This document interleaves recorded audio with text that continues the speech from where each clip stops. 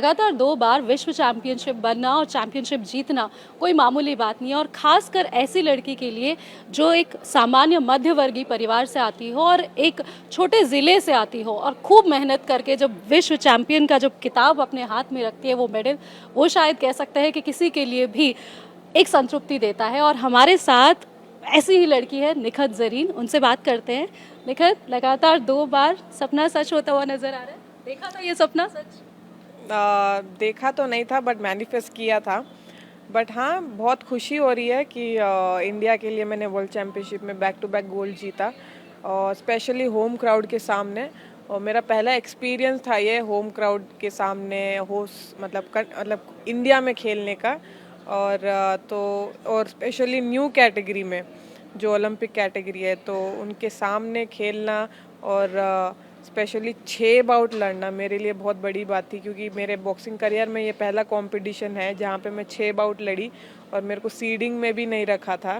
तो but still कोई बात नहीं, बट मुझे बहुत मज़ा आया ये कंपटीशन में खेल के, और स्पेशली मेरे फैमिली के सामने वो गोल्ड मेडल जीत कर, तो बहुत अच्छा लगा।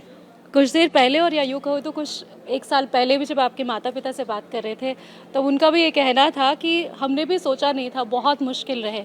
वो मुश्किल दौर कैसा था जब निज़ामाबाद में सुबह 4 बजे जब जो है जिस तरह से लड़कियों को देखने के लिए भी कई लोग सवाल करते हैं, अरे निक्कर में जा रही है, तो ये सारा कुछ आपने भी देखा था, कैसा था वो अनुभव उस वक्त?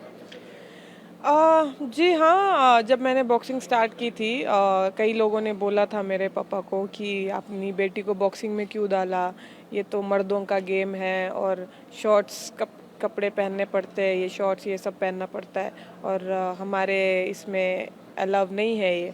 बट मेरे पापा ने कभी उनकी सुनी नहीं है, क्योंकि पापा खुद एक एथलीट रह चुके हैं, तो उनको पता है कि एक एथलीट को क्या क्या झेलना पड़ता है, कितना फोकस रहना पड़ता है। तो मेरे पापा ने हमेशा से मुझे सपोर्ट किया है। उन्होंने मुझे एक ही बात बोली है कि बेटा, आप अपने बॉक्सिंग पर फोकस रखो और मेहनत करते रहो। जिस दिन आप इंडिया को रिप्रेजेंट करोगे और इंडिया के लिए बड़ा मेडल जीतोगे ना, तो यही लोग आपके साथ फ़ोटो लेने आएंगे। तो अभी जब लाइक कितने साल हो गए मुझे मेरे निज़ामाबाद नहीं जाके, बट आज भी लोग मेरे पापा को फ़ोन कर कर के बुलाते हैं कि निखत को निज़ामाबाद लेकर आओ, हम मिलना चाहते हैं। तो लाइक अच्छा लगता है मुझे जब लोग अभी लाइक खुशी मनाते हैं जब मेरी जीत के ऊपर। तो हाँ, लाइक चैलेंजेस तो हर किसी के लाइफ में आते हैं, वही चैलेंजेस ने मुझे स्ट्रांग बनाया है। तो या आई एम हैप्पी कि मैंने लोगों की सोच बदली है और इतना आगे पहुंची हूँ। चैलेंजेस की जब हम बात करते हैं, कोई एक वक्त रहा जो सबसे ज़्यादा आपके लिए दबावपूर्ण रहा, जब आपको लगा हो कि शायद मुझे अब बॉक्सिंग छोड़ देनी चाहिए? कोई हर किसी के जहन में एक वक्त ऐसा रहता है जब ऐसा कोई थॉट आता है, आपके जहन में कभी ऐसा रहा? जी हाँ, जब मेरी इंजरी हुई थी 2017 में, और डॉक्टर ने कहा था कि शोल्डर डिसलोकेट हो गया है, तो ऑपरेशन कराना होगा। अगर ऑपरेशन नहीं कराओगे तो बॉक्सिंग बंद कर देनी पड़ेगी आपको, क्योंकि ये ऐसे आप फिर खेल नहीं पाओगे। और जब मैंने ऑपरेशन कराया, कई लोग ने बोला था कि बॉक्सिंग में इंजरी हो जाती है, स्पेशली शोल्डर की, तो बहुत कम ऐसे लोग होते हैं जो कम बैक करते हैं, तो तुम्हारा तो मुश्किल है कम बैक करना। और अगर कम बैक कर भी लोगी तो तुम अपनी जगह नहीं बना पाओगी इंडियन टीम में।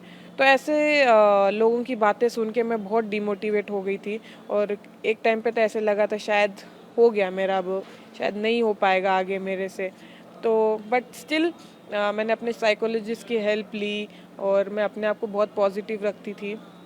और फिर मैंने लाइक पॉजिटिव सोचना स्टार्ट किया कि मेरी साइकोलॉजिस्ट कहती थी कि निखत, ये सोचो कि जो भी हो रहा है अच्छे के लिए हो रहा है, और क्या पता ये चीज़ तुम्हें स्ट्रॉन्ग बनाने के लिए तुम्हारे लाइफ में आई है ये इंजरी। तो आप इसको पॉजिटिवली लो और मेहनत करो और ज़्यादा। तो मैंने उसके बाद से अपने आप को पॉजिटिव रखा और मेहनत किया। तो मैं पहले फिज़िकली स्ट्रॉन्ग थी, बट इंजरी के बाद मैं मेंटली बहुत स्ट्रॉन्ग हुई हूँ। और उसके बाद जो और चैलेंजेस मैंने फेस किए हैं, वो उसके बाद और भी ज़्यादा स्ट्रॉन्ग हो गई थी मैं।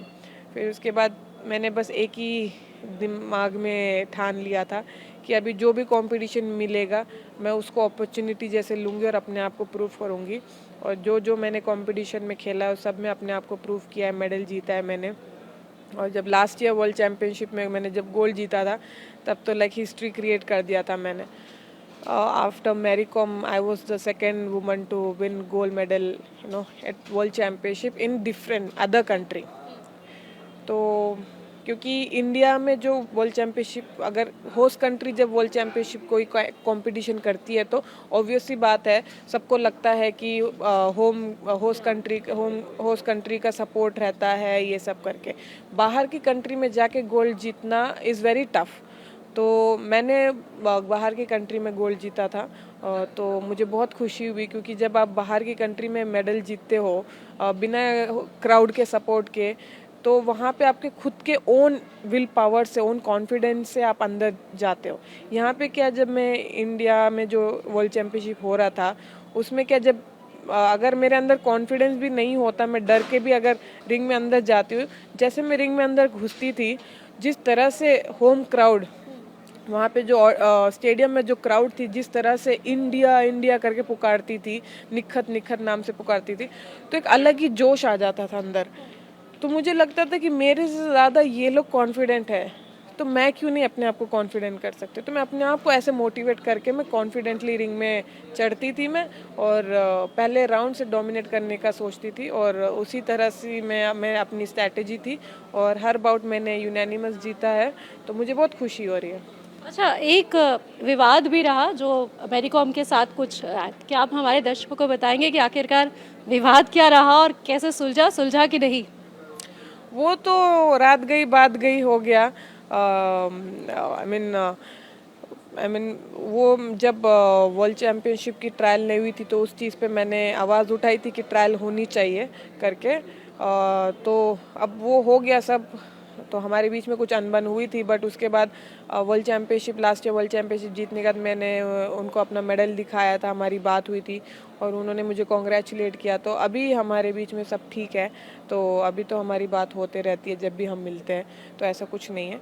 तो अब वो भी मूव ऑन हो गए, मैं भी मूव ऑन हो गई हूँ। अभी मैं अपने करियर पे फोकस कर रही हूँ और मेरा भी एक ही सपना है अभी कि मैं ओलंपिक में गोल्ड मेडल जीतूँ अपने कंट्री के लिए।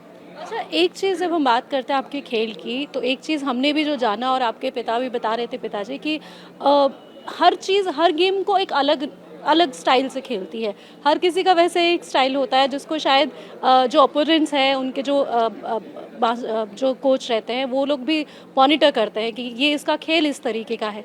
लेकिन आपकी जब बात आती है तो आप हर जिसके साथ भी या हर गेम में एक अलग तरीके से खेलते हो।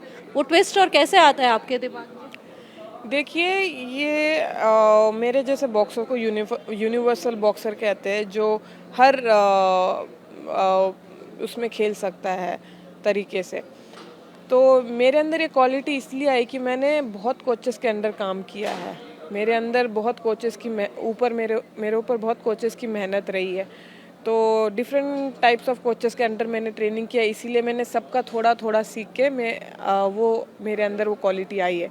तो मैं लॉन्ग डिस्टेंस से भी खेल सकती हूँ, मैं क्लोज डिस्टेंस से भी खेल सकती हूँ, मैं काउंटर गेम भी खेल सकती हूँ, मैं डायरेक्ट एग्रेसिव होके भी खेल सकती हूँ। तो मेरे अंदर वो क्वालिटी है।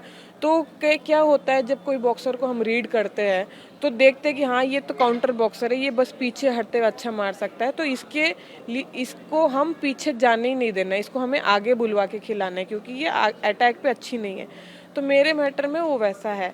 तो बट यस मतलब अच्छा है कि मैं सिचुएशन के हिसाब से मैं अपना गेम चेंज करती हूँ और यही कोशिश करूँगी कि जिस तरह से मैं परफॉर्मेंस दे रही हूँ, जिस तरह से मैं रिंग के अंदर मैं खेल रही हूँ वैसे ही खेलूँ, ऐसे ही मैं अपने देश का नाम रोशन करते रहूँ। अच्छा, ये भी सुनने में आया कि आपके ऊपर जो है फिल्म्स भी बनने के लिए तैयार हो रही है। क्या ऑफर्स आई है और कितनी ऑफर्स आई, क्या एक्सेप्ट कर रही है आप उनको? वर्ल्ड चैम्पियनशिप जीतने के बाद आई मीन ऑफर्स तो आए थे कि बायोपिक बनने पर, बट मैं नहीं चाहती कि अभी मेरे ऊपर बायोपिक बने क्योंकि मेरी कहानी अभी ख़त्म नहीं हुई है। मुझे लगता है मेरी कहानी अभी शुरू हुई है और मेरी कहानी तभी ख़त्म होगी जब मैं ओलंपिक में वो मेडल जीतूंगी अपने देश के लिए। तो मैं चाहती हूँ कि पेरिस ओलंपिक के बाद मैं बायोपिक के ऊपर सोचूंगी।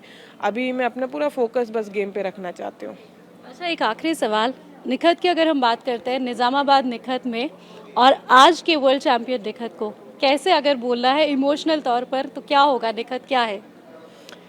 पहले भी निखत हार्ड वर्कर थी और आज भी निखत वही हार्ड वर्कर है।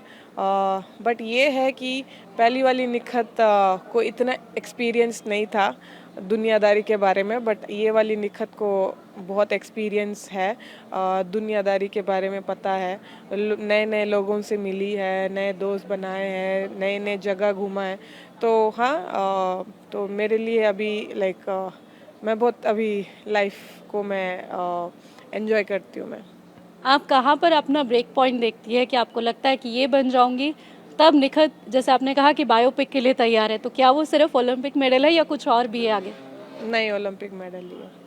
धन्यवाद हमसे बात करने के लिए। और ये थी निखत, और जिस तरीके से निखत बता रही थी कि निज़ामाबाद में एक ज़िले से जब एक लड़की उभरती हुई आई थी, उस वक्त की जो बॉक्सर उसमें और आज के वर्ल्ड चैंपियन जो बॉक्सर है उसमें कितना फ़र्क है और किस तरीके से वो अपने आप को आगे बढ़ता हुआ देखना चाहती है। और जैसे उन्होंने कहा कि उनकी जो बायोपिक की कहानी है अभी बस शुरू हुई है, आगे बहुत कुछ है। इंडिया टीवी हर वक्त हर जगह डाउनलोड करने के लिए सर्च करें India TV news Google play store या ऐप स्टोर पर।